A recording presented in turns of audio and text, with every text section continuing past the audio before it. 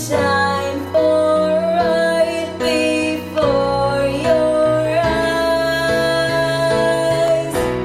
We are the children of the world, a miracle unfurled to those who see.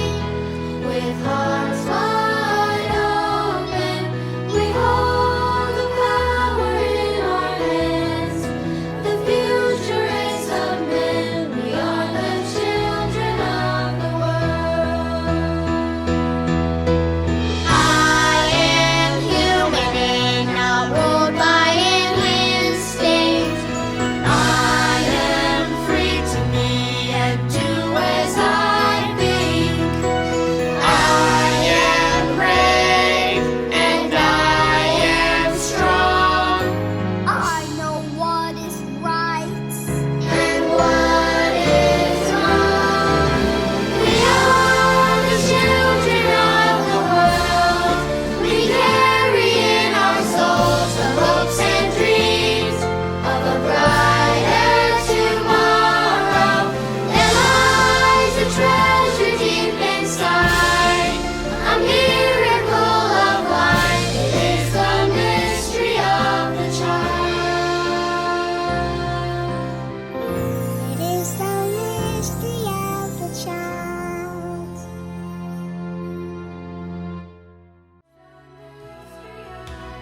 We are the children of the world. It is the mystery of the child.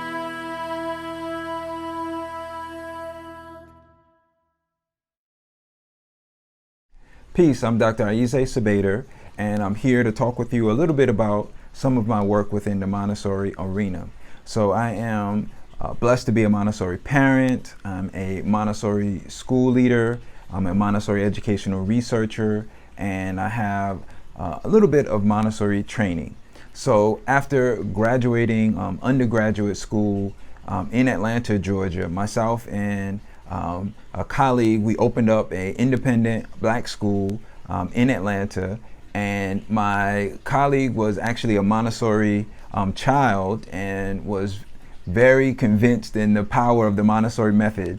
And so we incorporated Montessori principles in that school, and so I would say that that was a Montessori inspired school.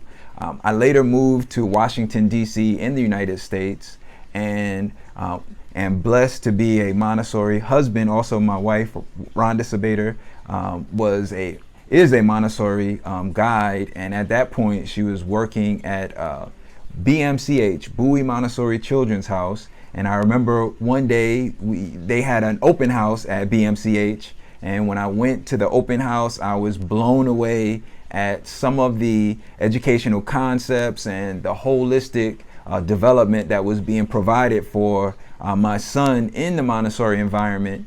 And I was serving as an educator in the Washington, D.C. region, where a group of parents later asked us if we were interested in helping to start a public charter school.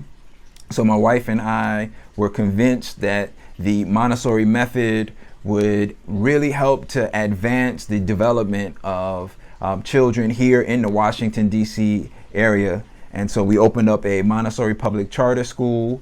And since then, I have also, in fact, at that Montessori school, I was serving as an administrator, and decided that we needed to make sure that the administrative team was well grounded in understanding the Montessori method. And so the entire administration went to do a primary assistant training at the Washington Montessori Institute.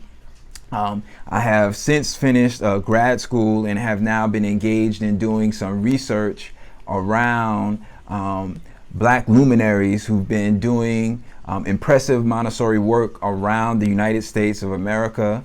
And I am, interested in using the Montessori method as a liberatory approach to help advance holistic development for children around the world. Yet I am very clear that I want to help Black children to be able to benefit from this pedagogy. Peace.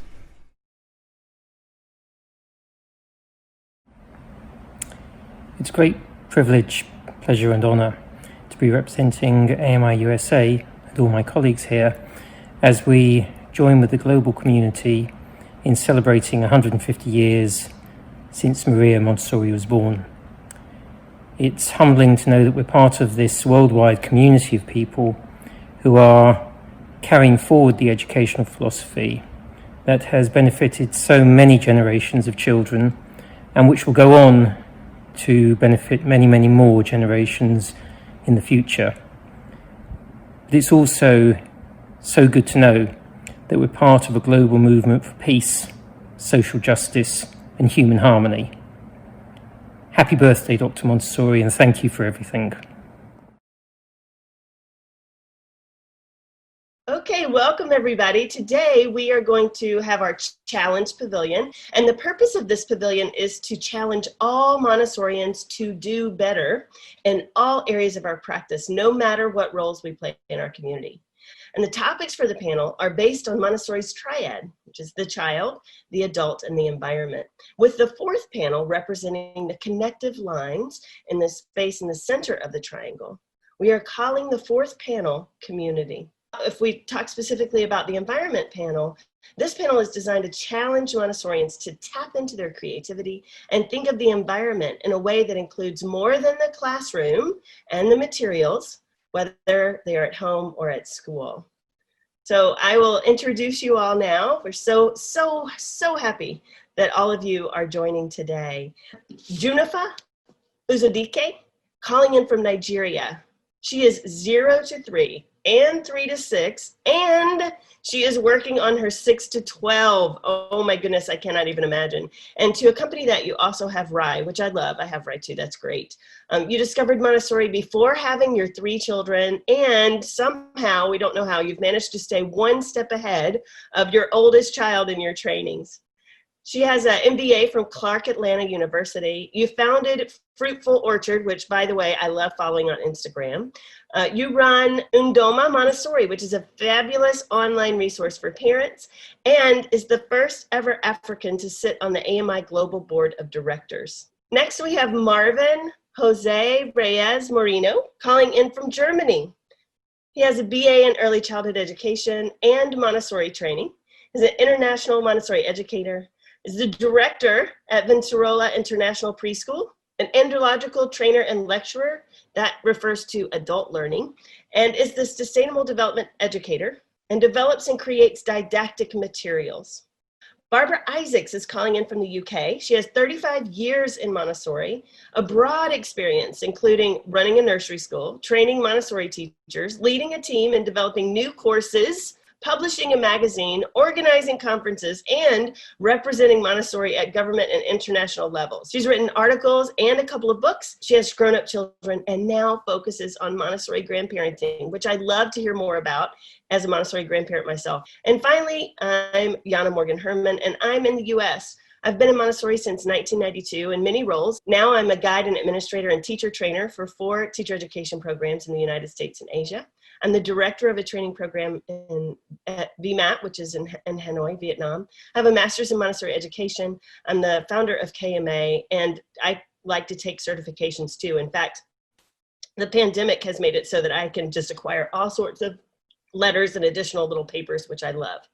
So we're going to start off and talk about why are consistency and beauty important. When we were working a few years ago, really focusing on the prepared environment, I came across a lecture from Montessori that she gave in India in 1944, and it blew my mind. We tend to have a very limited perception of what a Montessori classroom should look like. And I really feel like it's kind of morphed into something more than adults want than what children want, or what's good for children. And this article was just very fascinating to me. First of all, she talks about the importance of being outdoors for learning and what a connection that has for her and how important it is to connect children with the outdoor environment. And she talks about schools being, get this, prismatic prisons, which I just love. And that all of the great architecture in the world is something outside of just this rectangular prism. And if you have a rectangular prism, she talks about how to make it more homey and how to create a space that's really inviting for children. For me, The environment is a gift the teacher gives to the children. It reflects your personality, it reflects your attitude to the children, and it also reflects your sense of aesthetics. So to some extent, it will have a cultural connotation. And I remember when I first trained as a Montessori teacher, what I found absolutely amazing was the idea that the children's house was available inside and outside, that those two environments were interchangeable. And for me, the idea that the children should be looking after chickens or growing vegetables or collecting vegetables and then cooking them was amazing. And I really experienced that integral environment that was carefully designed for the children, but also beautifully put together when I visited a school in Bangalore in India.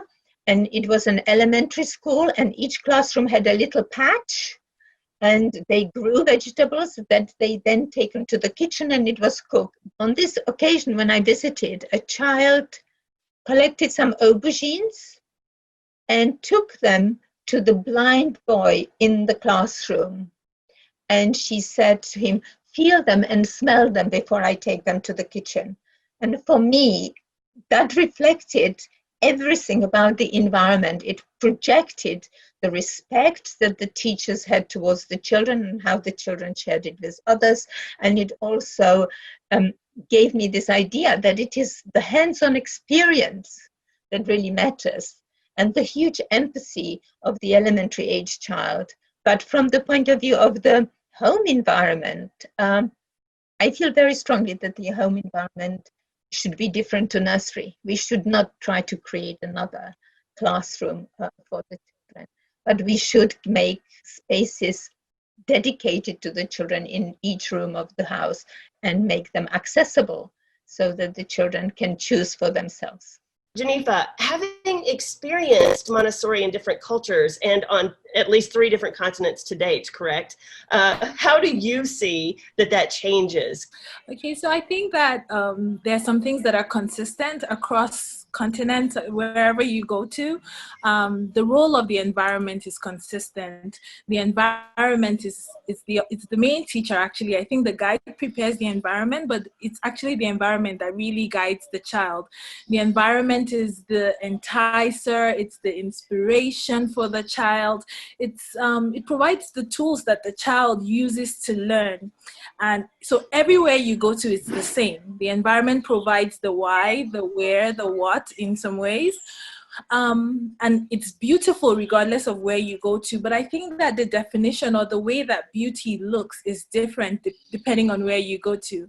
So I'll give you a specific example. When I took my training in the US, and I've observed different schools in the US, a lot of the classroom have wooden furniture. It's quite mild and subtle. The wall colors are quite calm, and it's very beautiful and attractive. The little pops of color from the materials and from the accessories in the classroom. And then when I went to do my training in Italy, in the school that we did our observation at, and even in the training center, all of the furniture was a pink pastel. Like, it was very beautiful, but it was bright pink and just different, so it took some getting used to. But then once I got used to it, I could see the beauty in it. Like, all of the furniture, the chairs, the table, the shelves, they were all pink. And then in India, it was a little different because the children were all sitting on mats, like hand-woven mats, and most of the tables were actually chokis. And then so you see that in different environments, it looks different, but you can see that everything in the environment was chosen for the child to fit their culture, to fit their definition of beauty. The art in the classroom is different. The choices of containers are different. Whether it's a handmade cloth pouch or like a paper pouch that is chosen perfectly or hand-drawn.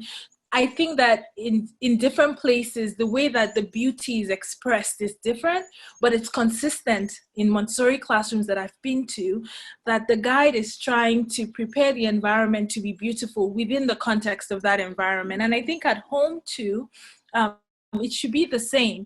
It shouldn't be the classroom, but we can consciously make choices for our children that help them to see what beauty is to us and what beauty is in our own culture.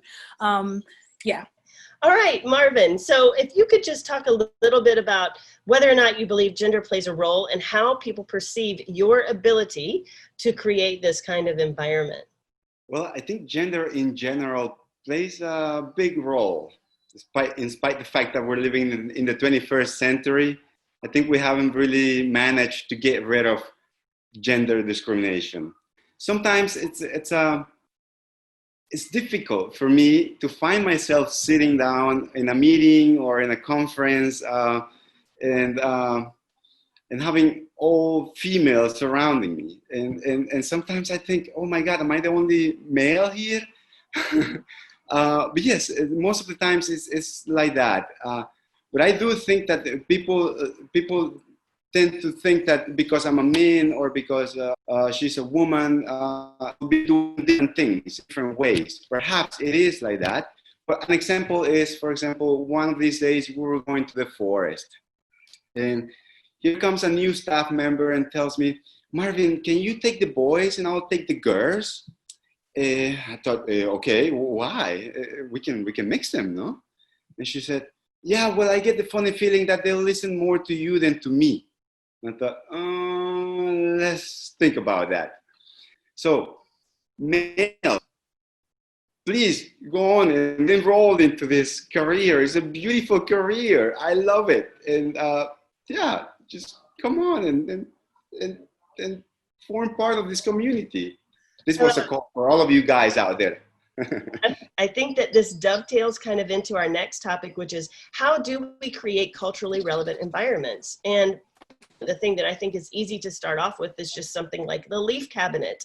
If we're getting a cabinet from a continent where the leaves are a certain shape, then maybe we need to look at how that's going to be. In, for instance, Asia, where I've spent quite a bit of time, there are going to be different leaves that are predominant. And so when we think about how you can't just buy a complete set of materials for a company, and that's going to be taken out of cultural context too, as far as the botany and zoology that happens wherever that school is.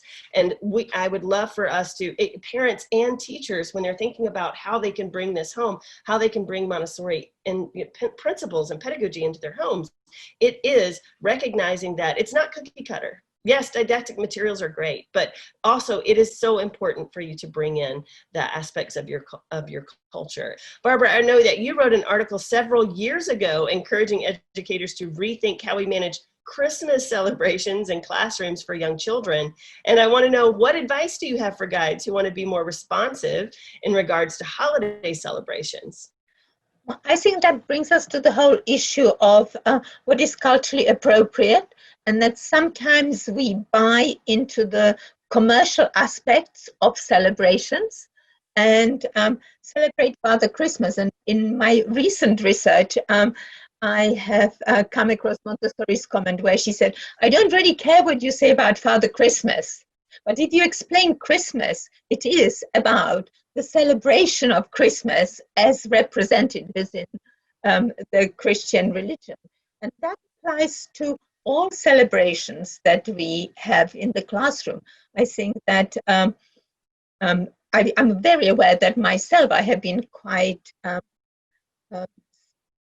sometimes very tokenistic in celebrating some celebrations. So it would be really good if we choose to celebrate, for example, the Chinese New Year or Eid or something else, we need to bring people it is a lived experience. So sharing it with parents and participants who have actually experienced, because the children not only absorb the message of what the celebration is about, but they also absorb the attitude with which you are sharing the celebration with the children. So it is the spiritual element of it which becomes part and parcel of the intellectual learning. And I think that is really, really important when we are thinking about culture too. We can be quite tokenistic when we represent other continents. You know, children in Africa have got a vibrant life, and they, for the whole, wear T-shirts and shorts and flip-flops because it represents the climate in which they live, rather than some costume which they might occasionally put on for celebrations. And I think we have to be very, very cautious about not giving very stereotypical or promoting stereotypical image of culture around the world. Junnifa, I wanted to ask you if you could talk to us a little bit about the adaptation of the US Europe-based training to Nigerian culture. Sure. I think this is a really interesting question for me because my training, both of them were outside of Nigeria, and my materials come from outside of Nigeria. And for me, it's really important to show the children, to share with them their own reality, not a reality that is imported. Even things as simple as seasons. So outside of Nigeria, the 4 seasons are very defined in many places. So there's winter, summer, fall, and spring, but it's not the same here. Here it's actually rainy season and dry season, but all of the materials that you purchase, most of the books that you buy are actually defined seasons specifically in those 4 containers. So it's work for us. We have to create our own resources. We have to create our own materials. In language, it can be a little tricky too. The spellings are tricky because Nigeria actually follows the British English. So a lot of the materials, you have to make those corrections both mentally and in the materials that you make. Things like we call them trousers, but sometimes on a material you see them called pants, and the children think of pants as underpants. So those changes. I think in the past, many people made their cards by themselves, but now with so much available, you want to just buy them because it doesn't make sense to make them. I've bought several continent studies, and in all of them, not one of them represents the Africa that I know or the Nigeria that I live in. So it's really, especially for those of us in maybe developing countries and especially in Africa, it's really important for us to create materials that reflect to the children what their reality is and gives them the right pictures. Because if they're seeing these materials, I think that it affects them mentally too, because first of all, there's a difference in your reality and what is being presented to you. In Nigeria, it's majority Black, but most of the books that we use, a lot of them are imported. The children cannot see themselves in these books. So there's a lot of work that I have to do, that I'm doing, but there's still more to do so that the children can see that this is an education for them. Like you said, it's not cookie cutter in the sense that the concepts are universal. There are many things that are the same. We want them to know, we want them to know what an uncle is, but I want them, when they look at a picture of an uncle, to see an uncle that looks like their uncle, to see houses that look like the houses around them, to learn about other places, but to also see their own reality as valuable, as good. One of the reasons that I share so much on social media, because I also want people to get an insight of what it looks like here, and to see that our classrooms, the children are just like children everywhere. They're not walking around like in, half dressed or like in a costume, like Barbara said. So I think it's both ways. For me, like the way that I look at it is making sure that the children are seeing their own reality valued and presented to them in, even though it's a universal, global, international standard, I still want them to see their own realities highlighted, and then also to give a little bit of a window to the outside world to see how we implement it here. I think that is so important. Thank you so much for saying that. And I want to say too that no matter what continent you're on or where you are, that there's a big difference between what rural families face and what urban families face. Marvin, I'd like you to talk a little bit about, if you can, how are sustainability and nature-based education part of cultural relevance? I was saying that nature-based education in Germany is a big topic. Actually, it was the most spoken topic before Corona. And I think one of the main reasons for that is because the German society is a problem-solving orientated society. Where there's a problem, there's going to be a solution.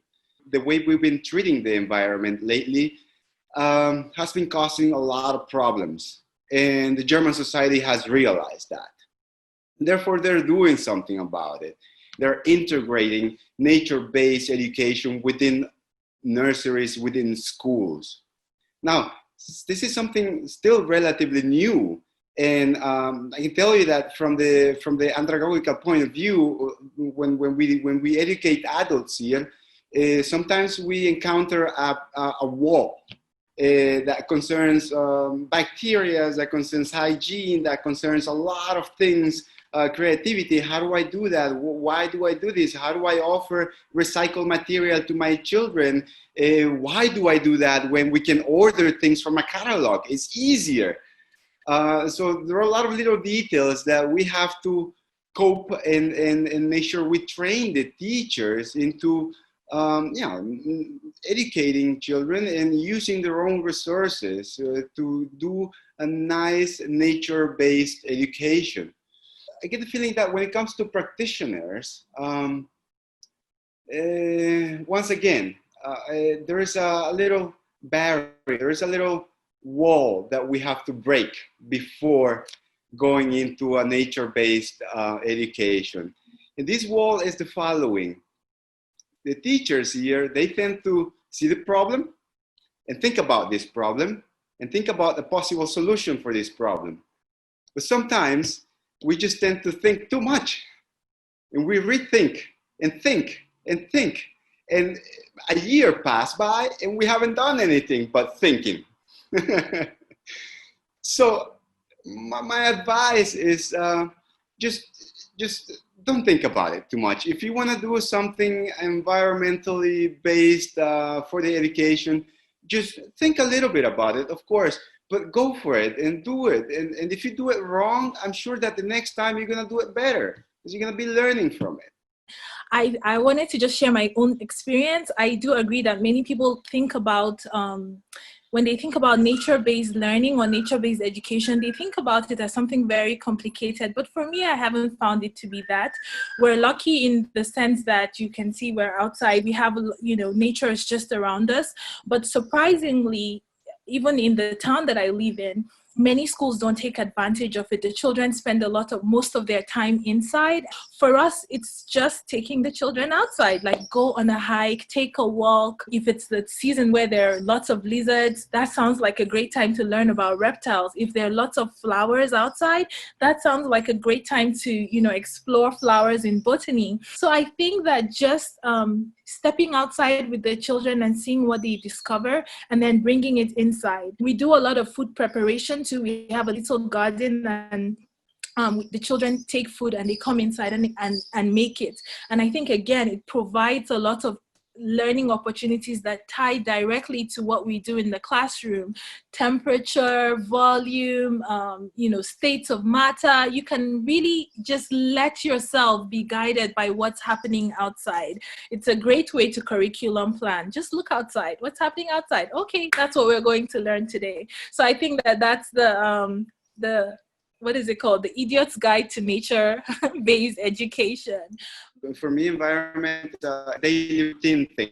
For example, we use Tetra Packs to do craftings, cardboard. We use pretty much everything that we would normally throw away. We just clean it and reuse it and offer it to the children.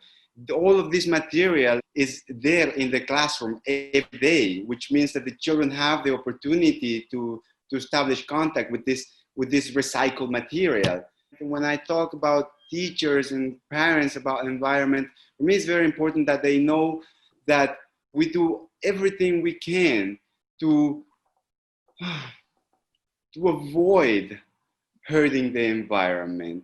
And if that means repairing the chairs that we have, and if that means that parents will tell us, why do you have such an old chair right there? And I would tell them, it's because we love to repair them and we don't want to throw them away. It's such a beautiful chair. And if it can be repaired, why do we have to throw it away and buy some plastic chairs? We don't want that. So for me, it's also about upcycling, converting something into something completely new, allowing the children to develop their creativity and imagination. Sometimes they come up with some really amazing ideas. The daily routine also includes field trips to the forest on a daily basis. It also includes an organic garden that we have outside where we grow our own crops, our own vegetables, where we have our own beehives, where the bees can come and pollinize the plants. Of course, if it wasn't because of bees, we don't have any fruits, no? Just for the children to see that there are other living organisms out there that we can take care of.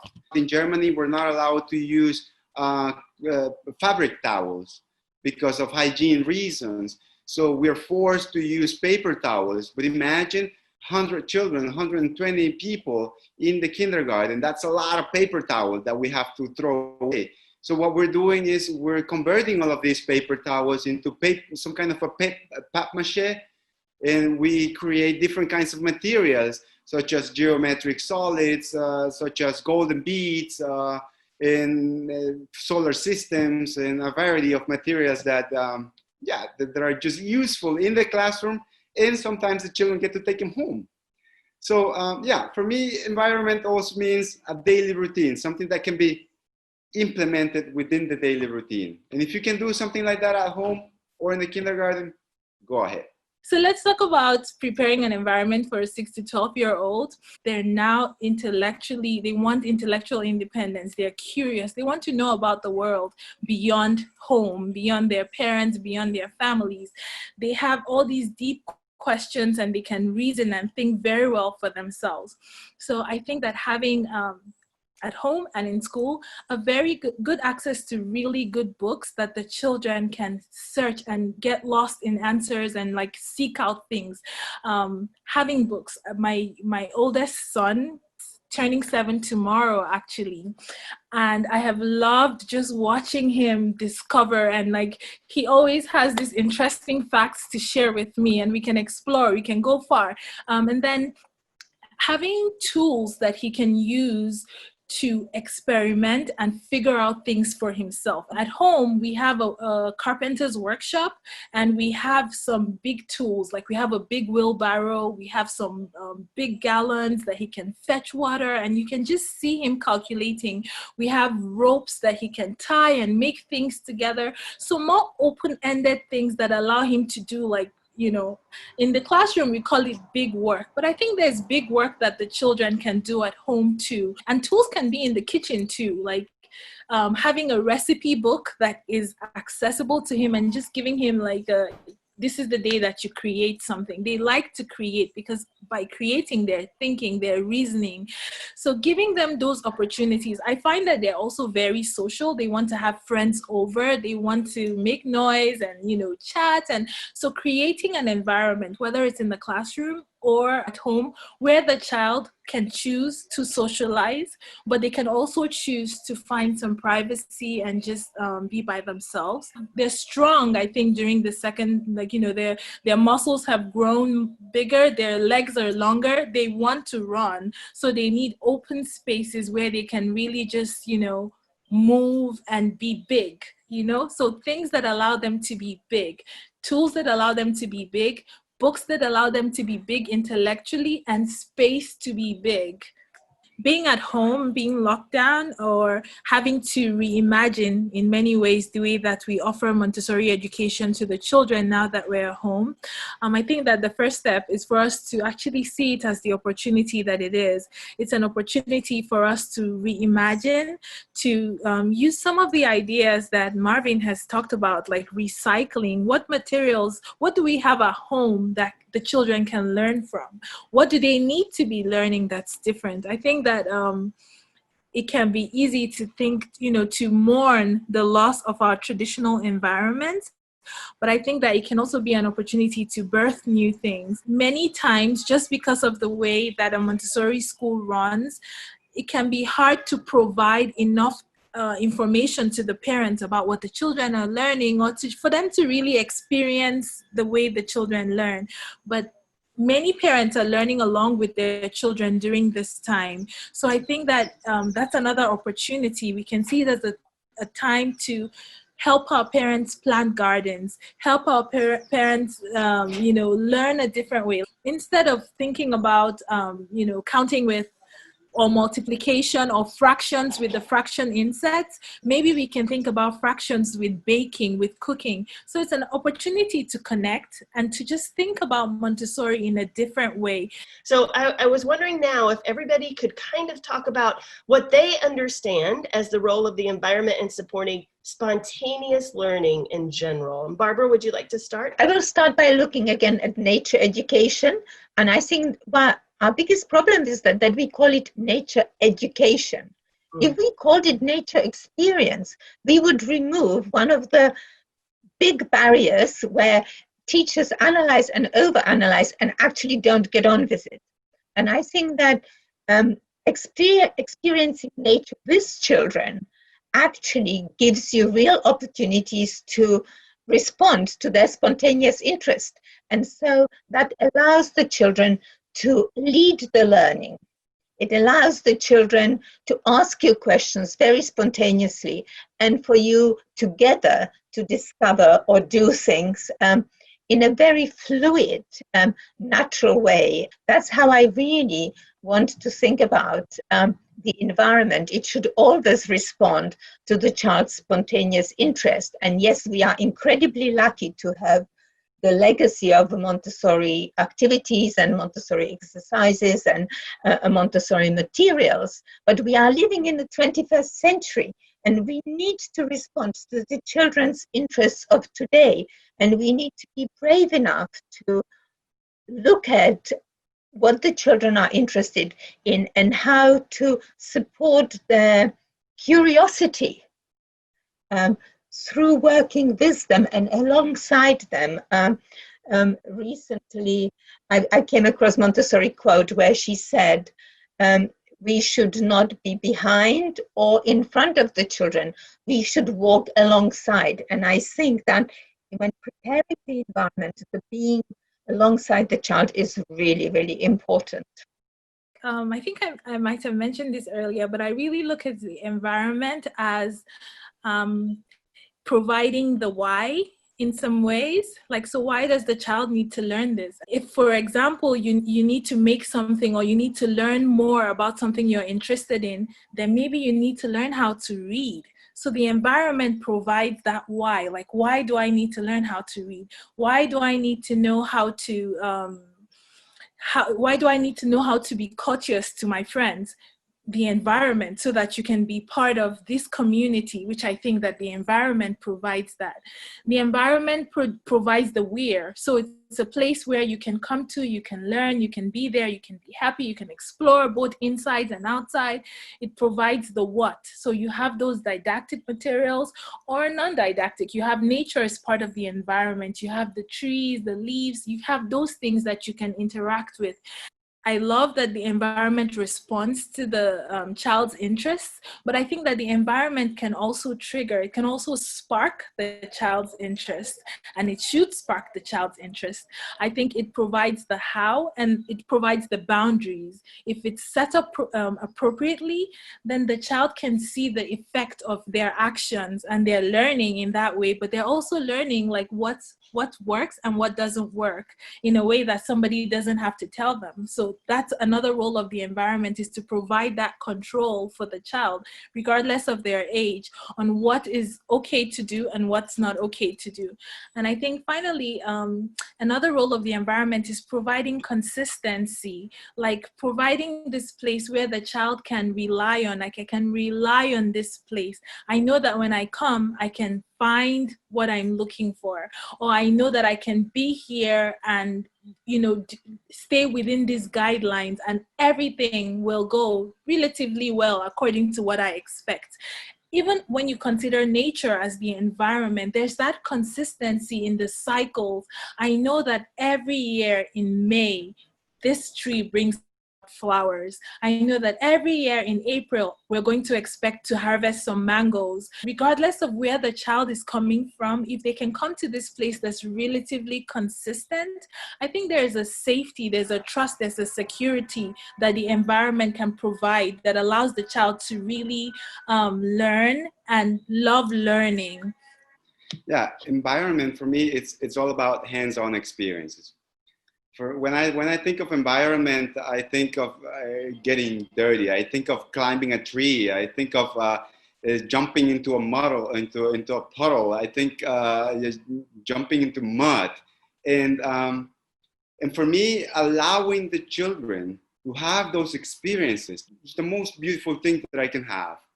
Now, when we climb a tree, for example, the environment can provide us with lots of a variety of things. The provision the environment gives us is unlimited. It's just, there are no words to describe the provision that the environment provides us. What kind of spontaneous opportunities, what kind of spontaneous learning opportunities the children get by climbing a tree? Well, let's think about it. Motor skills development. As the child climbs, the child sees and realizes and differentiates the different heights. Therefore, the child can see what kind of risks he's willing to take by going higher or lower or jumping down or climbing down.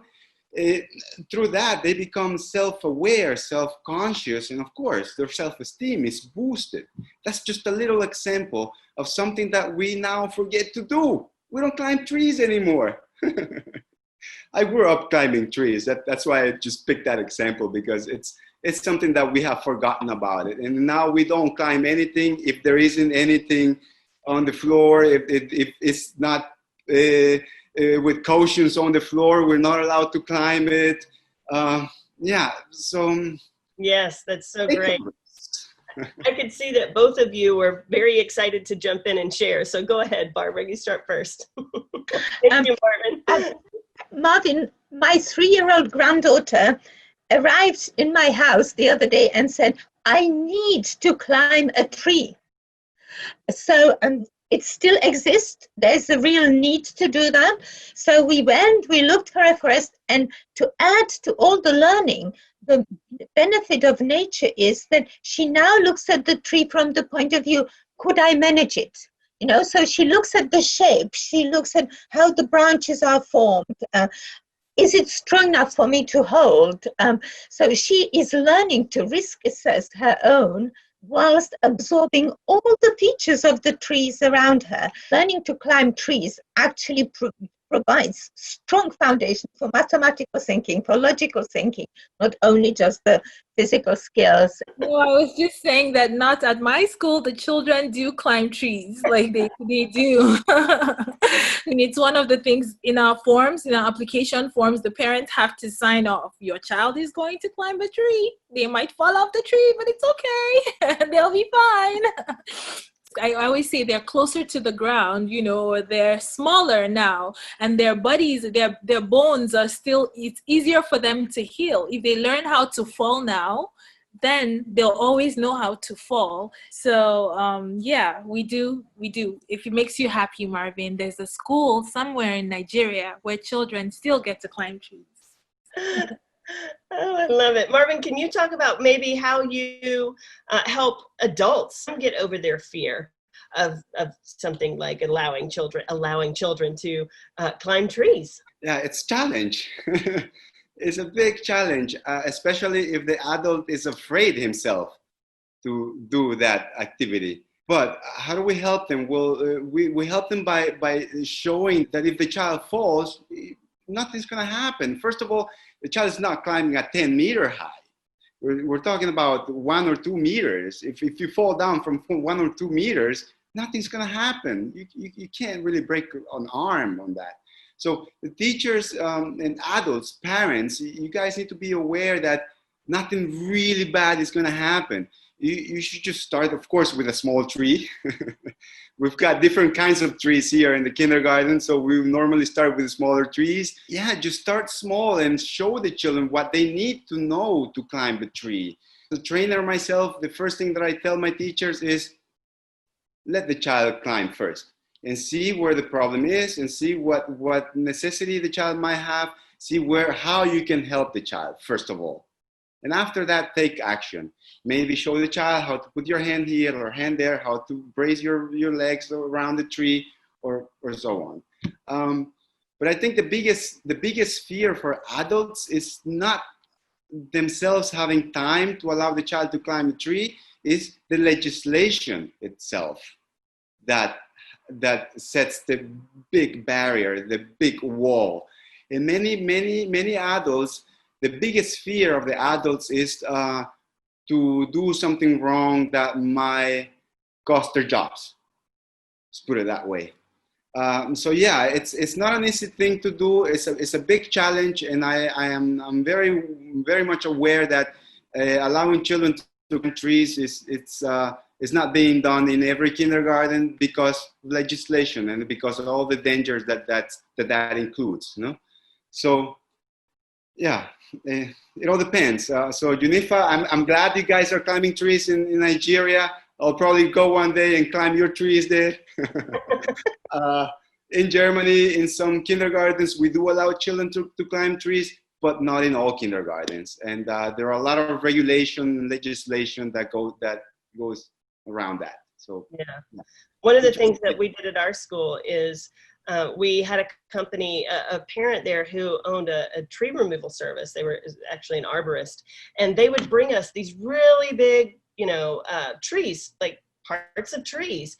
And so children started then just climbing up on them, and they are not familiar with that. So it is something that they have practice with the balance. And so if you don't have a tree, you can bring other things in that are natural that maybe they could climb on and have that experience as well. And lots of times you can get those donated for free. There's so many benefits that if we just can step outside of ourselves and frankly get comfortable being hot or cold or wet in the weather, that we don't limit children's exposure that much. I just want to remark something, that we're talking about environment, and I think we all tend to think about environment outside. But I just wanted to point out that the environment from outside can also be brought inside. There is such great opportunities for us to bring everything that's out there, bring it into the classroom. Last winter, we were playing outside. It was snowing. It was so beautiful. Everything was white. We were building snowmen. It was amazing. But of course, the time came, once again, when we had to go back inside. We had to have lunch. So we needed to wash our hands and so on and so on.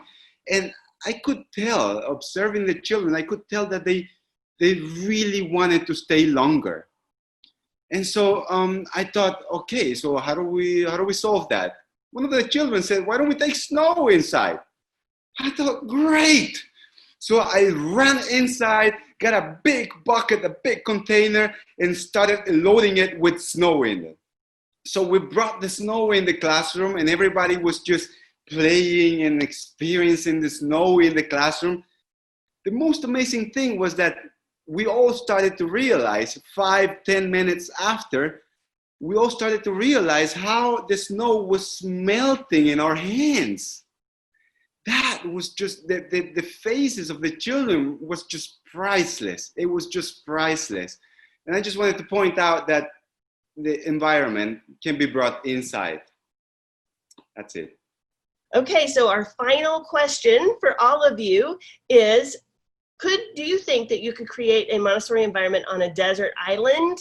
And how would you picture yourself doing it? That has been a phrase I have always used with my students to challenge them to really think about the values of Montessori education. And if you understand the principles which underpin the activities, you should recreate the activities from the natural resources that you have found on the desert island. But for me, what is important is really to demonstrate the respect that you have for the child and to demonstrate the trust in the child's capacity to learn. Junnifa talked so beautifully about the child's capacity to learn from the environment, and that needs to be on the desert island, in the city, in the country, on a mountain, in the desert. Really trusting the child. And Of course, in the home too, the children do have an opportunity to learn from the activities that we provide for them or from the experiences they have with their families. So yes, without a doubt, it is, I passionately believe that you do not need all the expensive materials in order to create Montessori environment conducive to children's learning. I definitely think that you can create a Montessori environment in a desert island. I think you can create a Montessori environment anywhere, because Montessori is not about the things. And even if it was about the things, it's about the things you have. Like whatever you have, you can use to create what the child can use. The key things that you need in a Montessori environment is to observe the child, observe their interests, observe their interactions, and to be aware of what you want them to, what you want them to take and how you can link it to their interest. Children are amazing in the sense that they are interested in things. Like if you put them on an island, I bet you they'll find things to be interested in. And once you can identify by observing them, you can find a way to connect them. So I think that wherever you find yourself, I mean, the amazing thing now about the internet and all the connections that we have is that we're seeing the way that Montessori is being implemented in different places all over the world. And I think more and more we're seeing that it's very possible with very little. Even this lockdown, I mean, I don't know, in Nigeria, we've been at home, like the children haven't been in school for 4 weeks. So the children have had to learn, on a desert island, kind of, because we don't have those materials. They've had to learn in different ways. We've had to use cardboard paper and toothpicks for our spindle box. In a desert island, maybe the pins on cactus can be used for counting. Maybe you can find ways to be creative regardless of where you find yourself. And really, it's not about the materials. I think that the biggest takeaway, if it's the way the child views and appreciates themselves, respects themselves, the way that they view and respect others, and the way that they view and respect their environment, and you help foster those things, and especially plant and water and allow joy to bloom, then that's Montessori, and you can do it on a desert island. Well, if I would set up a school in a desert island, that desert island will have a lot of trees, of course. And I think the most important thing would be time. And I think since it's going to be a desert island, we're going to have plenty of time to create and develop lots of things. When it comes to designing, I think the most important thing will be to observe the children and see what kind of necessities they have at the moment. This also goes for a Montessori not in a desert island. So just have a look at the things that you have around you. In this case, we will have a look at the things that we have in the desert island and see whether or not we can use those things to fulfill the child's necessity to achieve the best out of themselves. So it is all related with time, observation, and allowing the child to develop and to explore and to go about and to have some time. Time for me is one of those things that it must be there. The time is such an important thing that in today's society, we just forget about it. We adults, we all go with our own routines or at our own rhythms, and we just forget that children need plenty of times and that our rhythm is not the same as the child's rhythm. Therefore, on a desert island, I think that would be totally different. And when it comes to designing material, I would definitely use everything that's around me to design the material the children need at that specific moment.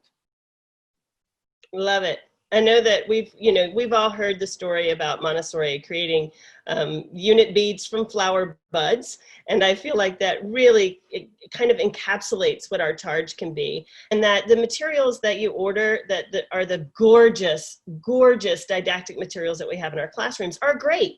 But that really, just like you said, it's what the adult can do to observe what the child needs and take advantage of what the environment has to offer to provide those key experiences for children. And I've had a colleague who started a Montessori school in a refugee camp.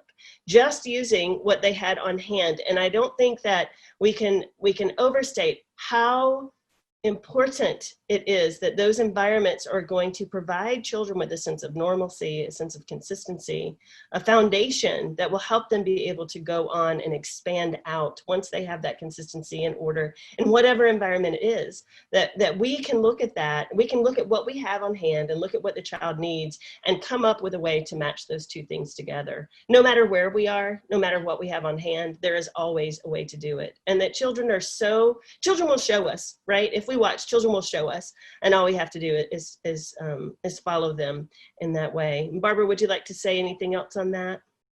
The thing that I would like to say above all is that we are part of the environment as adults, and the best gift we can give the children is joy of being together and exploring things together.